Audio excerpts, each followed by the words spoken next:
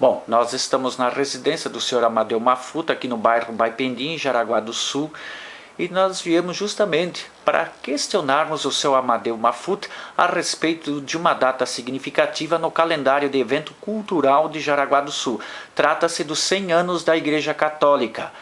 A cidade comemora 136 anos e a igreja no centro de Jaraguá 100 anos. Seu Amadeu, qual a importância do movimento do catolicismo no centro de Jaraguá do Sul, comemorando neste ano 100 anos? A importância, Ademir, você disse que eu nasci aqui em Jaraguá, né? Sou natural de Jaraguá. Nasci no dia 11 de outubro de 1926, dentro da cidade, na antiga Rua Independência, hoje Avenida Getúlio Vargas, uma casa alugada da família Herter, bem de frente à igreja matriz da comunidade evangélica luterana, de cuja religião mamãe fazia parte. Então, Jaraguá, na época do meu nascimento, já tinha a igreja, se não me falha a memória, era mais uma capela do que uma igreja, Emília, Santa Emília. Me foge a data que foi fundada, né? Depois transformada em igreja matriz São Sebastião. Mais tarde, se não me falha a memória, em 65, 50 e pouco. 57, demoliram a velha. Demoliram. E o que muita gente criticou na época, ainda hoje, que podiam ter deixado como uma lembrança histórica o que se faz na Europa, no Velho Mundo. Preservam todas essas construções antigas, da Idade Medieval. Tem igreja de 1100 e poucos anos. Segundo a minha filha Maria Elizabeth, esteve em Roma e pode falar sobre isso, a preservação do passado. E que Jaraguá não considera às vezes isso e destrói as coisas antigas. Então eu expliquei a ela que uma das razões que eu me recordo, o ano que você falou, em 57, começou o processo de demolição da velha e em 62 foi inaugurada a nova. Bom, em 57 houve uma campanha de construir uma nova igreja. Jaraguá progrediram em população, né? E o padre Donato Wimens, que estava à testa da igreja, reuniu a diretoria, os conselheiros da igreja, que segundo me recordo, eram em grande número, pessoas de destaque de Jaraguá, comerciantes, industriais, para ver das probabilidades de construir uma nova igreja mantendo a matriz velha, São Sebastião. E havia os contrários a essa ideia e os que apoiavam a ideia, né? Aí chamaram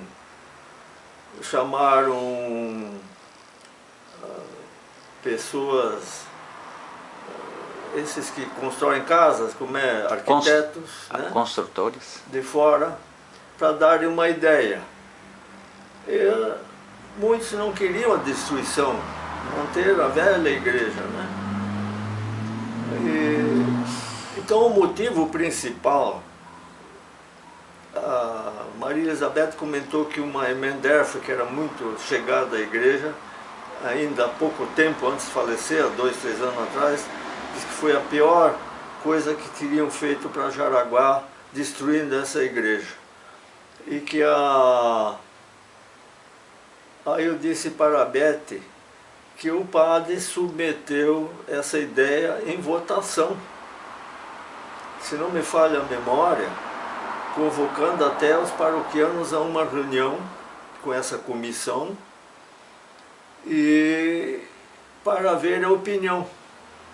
Mas, segundo constataram, a construção de uma nova igreja, mantendo essa nos fundos, no alto do morro, teriam que fazer um paredão muito grande para aplainar aqui onde está construída essa igreja atual, não bem onde ela está construída, e que a nova construção, devido ao tamanho, teria que iniciar na calçada, frente à calçada, e que isso não ia ficar bem com o movimento de trânsito, que na época nem tinha tanto, mas ficava o pessoal para ingressar, não tinha nem lugar para estacionar, né? Ingressar na igreja, parar na frente, na rua, atravessar a calçada e já em uma construção frente com a calçada, né? Aí foi onde prevaleceu, não vamos derrubar a igreja.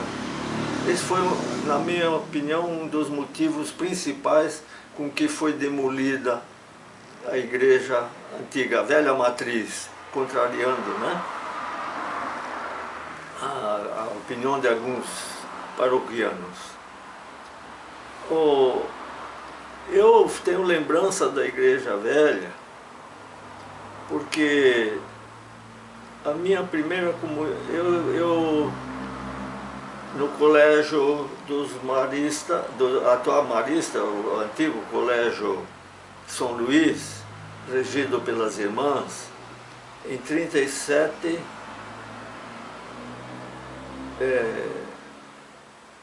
eu fiz doutrina ali e a primeira comunhão, a doutrina para fazer a primeira comunhão. Como a mamãe resolveu,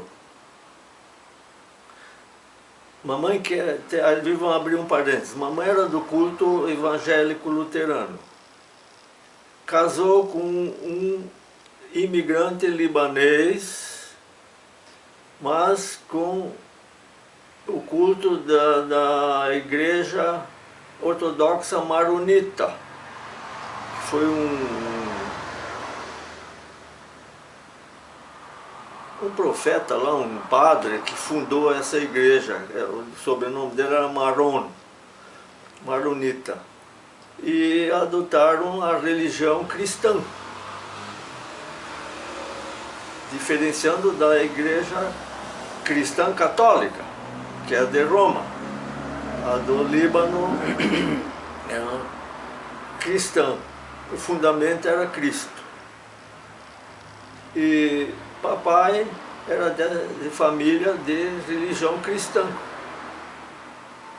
Tanto que os primeiros imigrantes libaneses que migraram para o Brasil e para a América do Sul também, para vários países, né? Todos eles, a maioria, foram batizados no Líbano com nomes bíblicos. Papai não, já tinha um nome Taufik, um nome árabe. Mas eu tinha um tio Miguel, tio José, irmão de papai.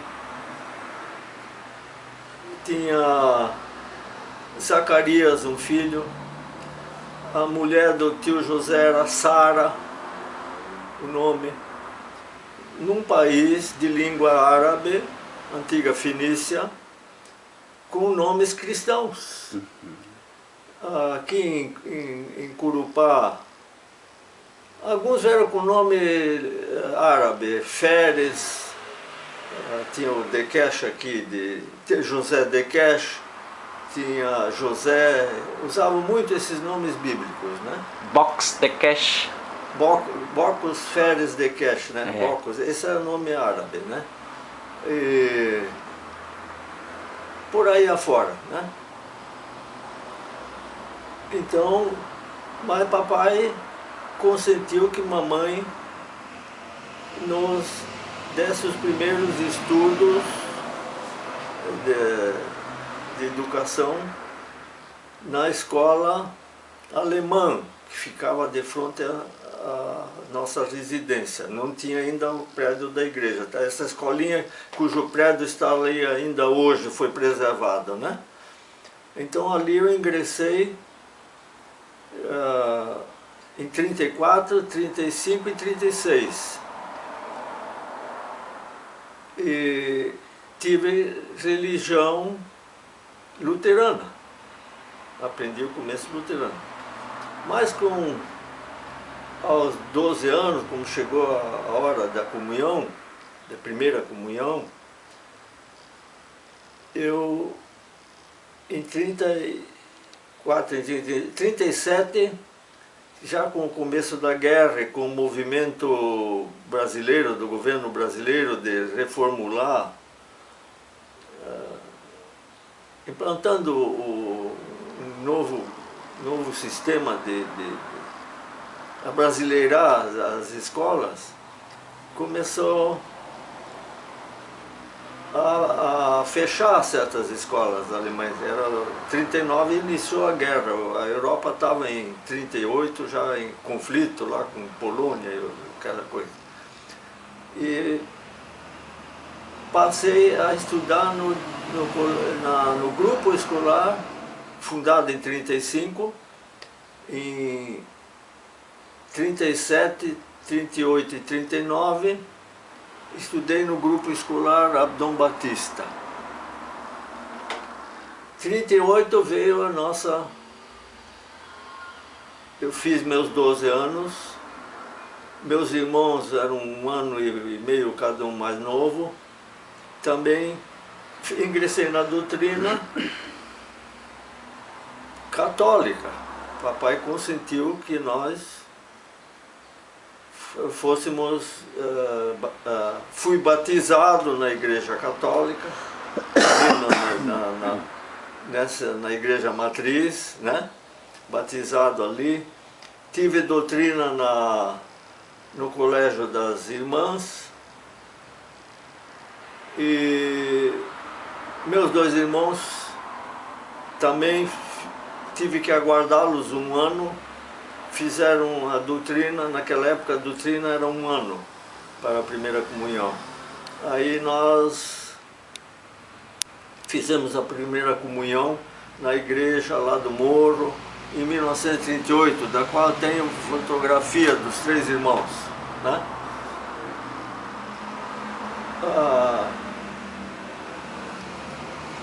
Isso em 38, Meus 2 irmãos,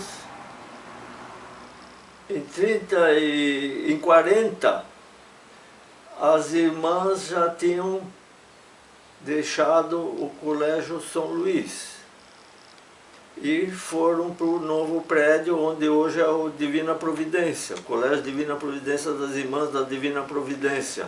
Bom Jesus. Hoje o Bom Jesus, lá eu fui completar os meus estudos do curso complementar, que aqui não havia ginásio em Jaraguá. Quem queria fazer os 4 anos restantes do curso primário, hoje é considerado curso primário, né? 8 anos de estudo, que já em 1940 já era obrigatório um curso primário na Argentina, que eu tinha primos lá. Já 8 anos de estudo era obrigatório. Isso acontece hoje, né? Então, fui para o Colégio das Irmãs, Divina Providência, hoje é Bom Jesus, onde completei meus estudos.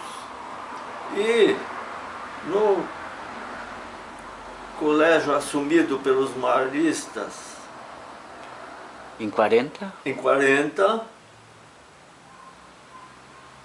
eu quando saí em 41, me formei, tenho diploma de curso complementar.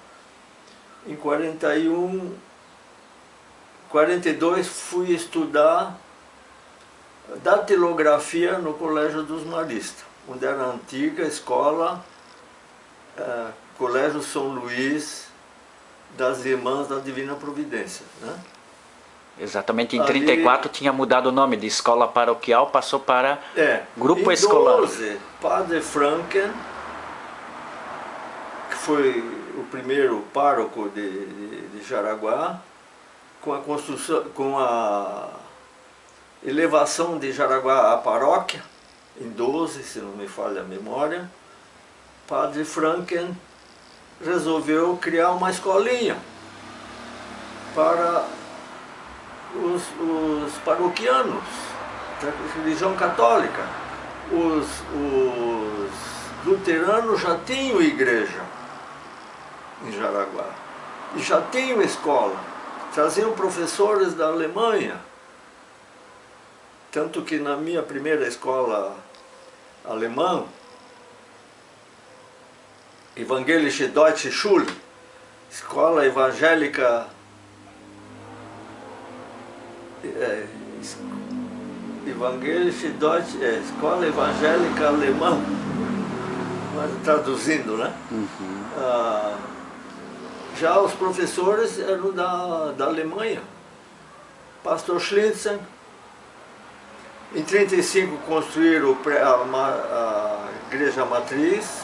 Eu estava na escola na época, vizinha ali da escola, encostada, né? Em 35, Padre Schlintzen, Fräulein Marta, a irmã desse pastor Schlintzen, era professora.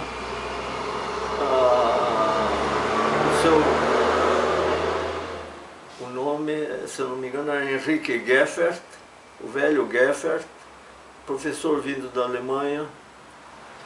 Tinha um tal de professor com o sobrenome Rose, me fala o primeiro nome. Antes do senhor tinha o Pondorf. O Pondorfer, né? Pondorfer, se não me engano. E tinha uma professora, filha da primeira professora de Jaraguá, Aurélia Walter, escola... a número 1. Anésia Walter Crespo, casada com o poeta, escrivão da Coletoria Federal, o poeta João Batista Crespo. Ela falava perfeitamente o alemão, né? Dava uma aula em português nessa escola, em português. Não sei se era uma exigência do governo, né? Dava uma aula em português e onde eu aprendi misturado, né?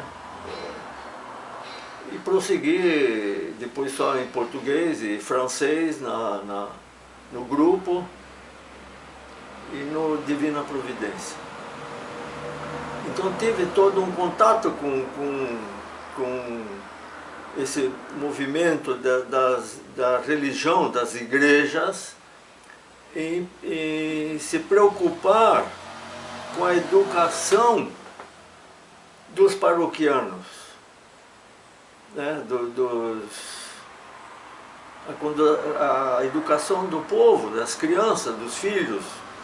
Os alemães tiveram uma preocupação mais intensa. Criavam escola, traziam professores da Alemanha, só que na língua deles, né? Até 38, a escola étnica alemã, né? Ela... 39 acho que fechou. Em 39 começou o movimento da Campanha Nacional da Educação. Aí Orestes Guimarães, parece que era... Foi o pioneiro no Brasil em 11, trazido pela família Ramos para dar o início, né? Era Orestes Guimarães, né? Exatamente. Tanto é que nós temos uma escola em Jaraguá do Sul com esse nome e está desativado no Zonstiv. Isso. Então, notou-se, desde o padre Franken, como religioso, de uma cultura mais avançada do que o Zé Povinho de Jaraguá, que eram agricultores, e fora os imigrantes que vieram da Alemanha, que tinham uma profissão, carpinteiro, marceneiro, padeiro, já com uma formação melhor. Mas os brasileiros, os nativos daqui, vamos dizer, os portugueses, misturados com os africanos, com os índios, a escola para eles, em Jaraguá, se eu não me engano, havia uma escola particular, onde os Rufines estudaram, de um professor em português, né, porque vivia a escola alemã, e essa dona... Professor Regil, né? Mário Rei Regil, dois nomes, se eu não me engano. Mário Rei com Y, se não me falha a memória, e Regil, R-E-G-I-L, Regil. Mário Rei Regil, é a lembrança que eu tenho. Na Floriano Peixoto, né? Como? Na Floriano Peixoto. Ô, rapaz, tua lembrança tá boa. Ele ali tinha uma escola particular dando aula exclusivamente em português, onde os dois Rufinestas frequentaram. Que o Dietrich é da minha idade, nasceu em 1925. Teve escola alemã também, mas se aprofundou ali em português nessa escola do Mário Regili, o irmão dele também. Lembrança que eu tenho desses dois alunos, né? E tinha outros. Ico Zimmermann. O Ico Zimmermann? Também estudou nessa escola. Conta, o rapaz conta, o neto dele conta na história, a igreja luterana, no livro dos 100 anos, lançou um livro específico sobre a escola. Ali eu dei uma entrevista e dei até um livro que foi da época, eu tenho ainda hoje, eles tiraram a fotografia, e tem um livro sobre a igreja, a história da igreja protestante. Protestante e luterana, porque hoje protestante temos 50 igrejas, entre aspas, que protestam contra as normas da igreja católica, né? Como as ortodoxas lá da Grécia, da Turquia, do Líbano, tem outros países lá que... Polônia, eles Turquia, né? Também hoje estão tentando reunir todas as igrejas cristãs com o nome de Cristo, né? Mas na parte religiosa eles discordam de certas preceitos, né? Preceitos, um dos fundamentos é que a sede da igreja cristã deveria ser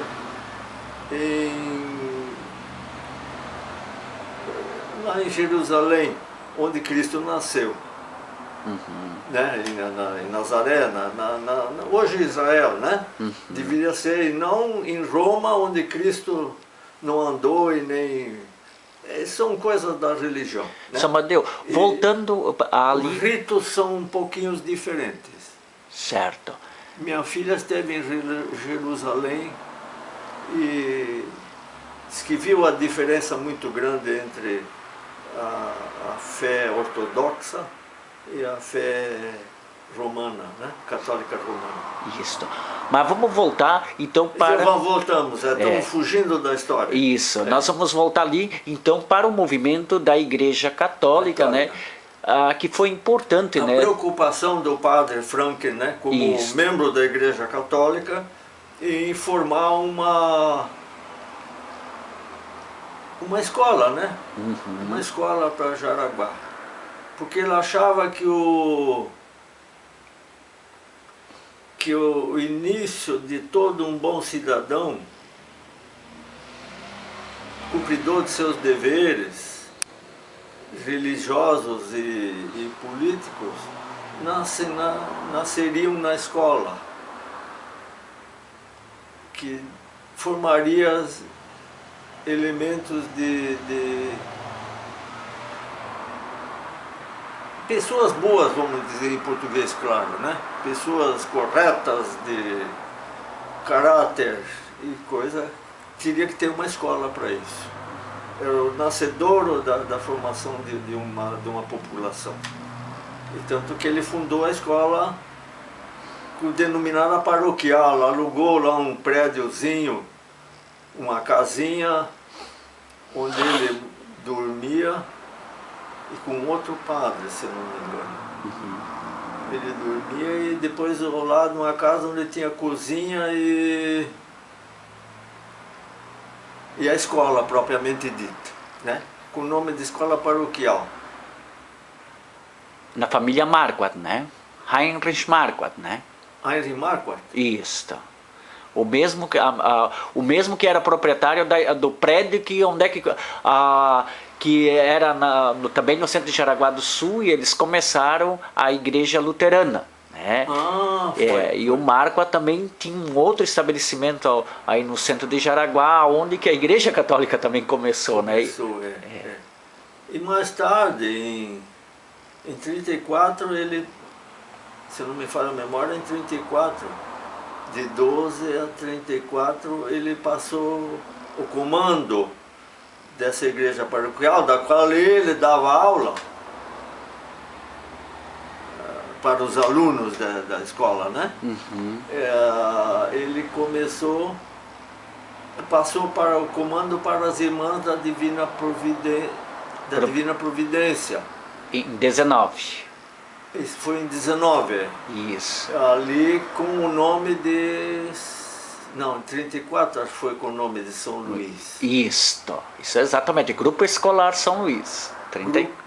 Grupo Escolar São Luís, em 34, que perdurou até 40, quando as irmãs resolveram deixar o padre Alberto Jacobs com essa congregação marista famosa no Brasil, com escolas mais avançadas, conseguiu a vinda deles para Jaraguá. E as irmãs, então, construíram um novo prédio, uma nova escola. Em 39. Em duas fases, e também, se eu não me engano, eu quando entrei em 41 lá, 40 e 41 fui para lá, né? Ainda tenho lembrança, eu tinha uma foto do primeiro prédiozinho na frente, depois fizeram as duas laterais. E os maristas assumiram ali, e se não me falha a memória, o seu Albano Kanzler foi o arquiteto e construtor, o comandante da construção, né? Do Colégio dos Maristas. Colégio Marista. E Albano Kanzler, velho construtor de Jaraguá. E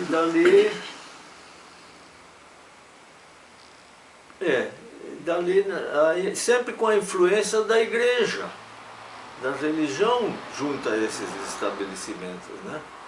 O governo não ajudava, o governo tinha suas escolas públicas, né?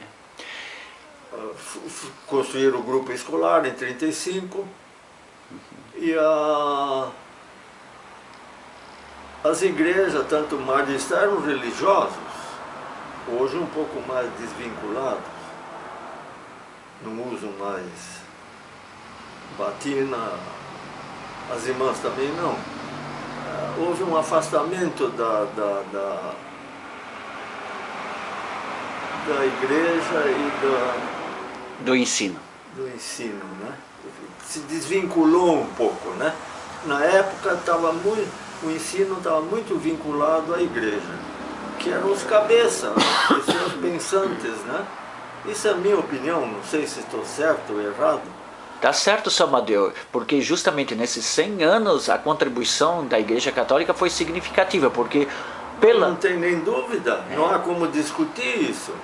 Porque passou a formação de nossos ex-prefeitos, a maioria estudaram ali. É o caso do seu Vitor Bauer e o próprio senador Paulo Bauer, que hoje está em Brasília, também passou pelo